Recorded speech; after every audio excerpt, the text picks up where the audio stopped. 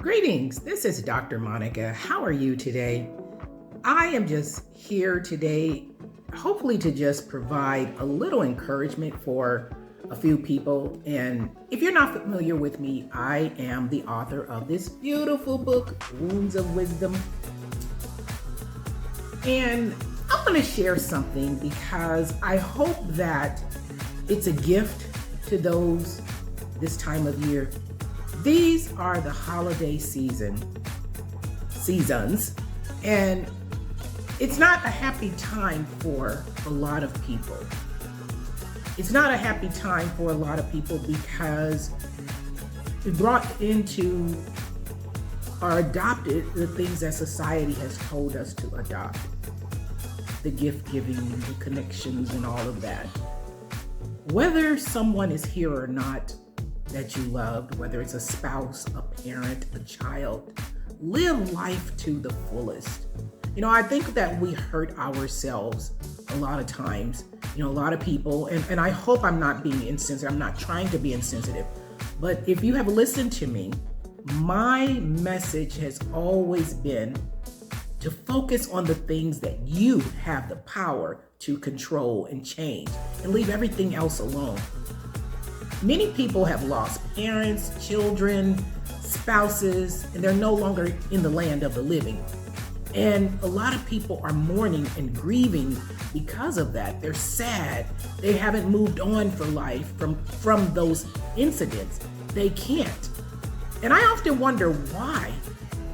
Why? Because we can't bring them back. Death is a part of life. And celebrate and love what you had with them. Not necessarily just miss and reminisce. Again, I'm not trying to be insensitive to anyone. It's just that when you allow yourself to continuously think about someone who's no longer here, years and years, 10, 15 years, and you're still grieving and holding on, and it's holding you back, it's not making you happy. It's not bringing you peace. So my first point would be to find a way to find and restore your own peace. You can keep someone's memory alive, but stop doing things that hurt you, that's keeping you from moving forward, that's causing you to retreat, that's taking away from your time on earth. You have to ask yourself, do they want you to live the way that you're living? Why am I talking about this today? I'm going to talk about death, discovery, and delivery today. Why? Because on yesterday, I had an event that occurred that made me stop and think. Yesterday, or a couple of days ago, I was speaking to a relative who I haven't spoken to in probably about 8 years or so. And we were just talking about family dynamics. If you read the book, Wounds of Wisdom, you know I'm very transparent. I talk about things. These are things that restored my health, restored my peace, my joy by focusing on things that I can't control. Not focusing on things that I cannot control. So yesterday, I discovered that I'm a PK. I am a PK. Now, those who've read my book, you know the significance of that in the church wounds chapter. And for the first time in my life, I decide to Google this individual. Okay. Never had an interest in it and still really don't. I did it only because, the internet is full of information. What did I discover? I discovered an individual who had lots and lots and lots of marriages. Lots and lots of children. All these accolades about, in this obituary, about his physical appearance. I guess being super attractive and the things he drove, the way he dressed, all these things that propped him up. But not once has this person in 59 years reached out to me. Not once. Now, when I discovered that this individual was my, I'm going to say, donor, because, society will label fathers and all of that donors. Because if I don't know anybody, that's just my choice. I do not have to subscribe to what society says. Blood doesn't make you, or body fluids, being nice, doesn't make you a father or a daddy. It just means you planted a seed. So I did reach out to this individual when I was probably about 11 years old, and only because I had just discovered that the person I thought was my father was not. And the conversation we had, it was just a nonchalant. And one of the things that he stated was that he was going to get all of his children together so everybody would know each other. I want to say again, I was probably about 10 or 11 during this conversation. Fast forward 49 years later, to this day, he has never reached out, he's never called, never attempted, absolutely nothing. So when I Googled the name on yesterday, I discovered that he passed probably a few years ago. Now, why am I sharing this? Because I'm sharing this because so many people I run into come across as victims of their past, victims of what they didn't have, who wasn't there for them. Oh, I didn't grow up with a father, therefore XYZ. My father didn't teach me XYZ. You can't change any of that. Discovering that this individual was a well-known pastor with all these accolades, singer, dressway, all these things, but never reached out to his daughter. I wonder how many other ones he didn't reach out to. Never even attempted. Now, I'm sharing this because I thank God that I have a high self-esteem and a high self-worth. That's my second point. I hope that wherever you are, learn to develop your self-esteem for yourself. Nobody's going to do that for you.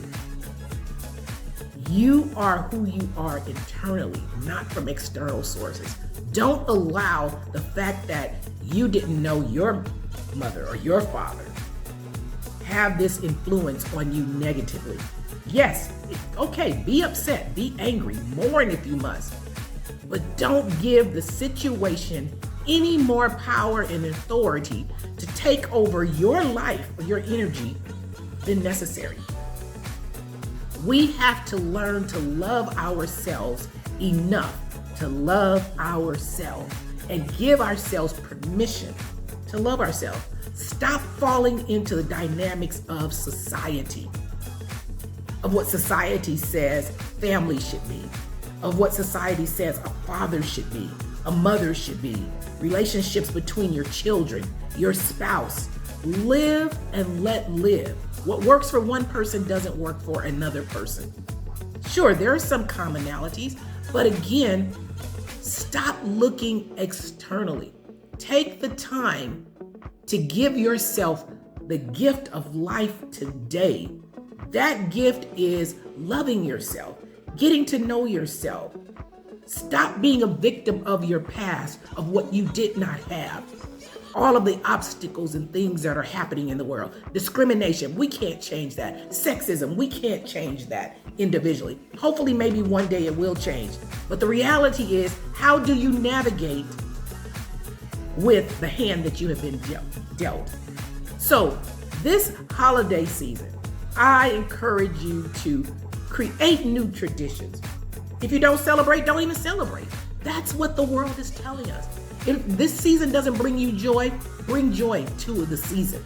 You create your new joy. Please use this information for you to develop you. Live your life to the fullest. Love yourself to the fullest. This is who I am. And I'm so grateful that the information I discovered on yesterday had no bearings on me. It didn't change who I am. It doesn't make me less than who I am. It doesn't make me long for something. It doesn't make me want to reach out to all these brothers and sisters that are out there. Not necessarily. Whatever it is, I always tell people to guard their peace at all costs. I don't know what I'm missing, but I'm not looking for anything either. So stop searching for things because somebody else has it. If you feel a void in your life, find out why that void is there. See what you can do to fill that void and overcome that void. That's just what I want to share with you. And I hope that's what you take away from this message.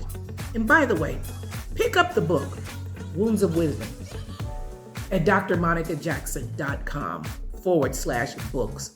I wrote this book and I'm just seeing the power of it, the realness of it, the value. It even ministers to me. So I encourage you to do that. If you don't get the book, understand there's a reading group. Those who've purchased the book, join the reading group because it's such power in being able to share stories and discuss. Also, I have a free gift also that's always available on my website, drmonicajackson.com. It's 7 habits to becoming authentically you unapologetically. That's what I deliver. I want you to find your authentic self and be your authentic self. Ask yourself, why am I the way that I am? Who told me to be the way that I am? What's hindering me? What's stopping me from doing the things that I truly enjoy doing? Do I even know what I like doing? It's not selfish. I want you to learn self-care, self-love, and be self-aware. I am a coach, and I empower you to find those things for yourself because it's not for me to define those things for you. They're internal, and I just help pull them out. So, whatever you do, have a great day, and I hope this has been an inspiration for someone.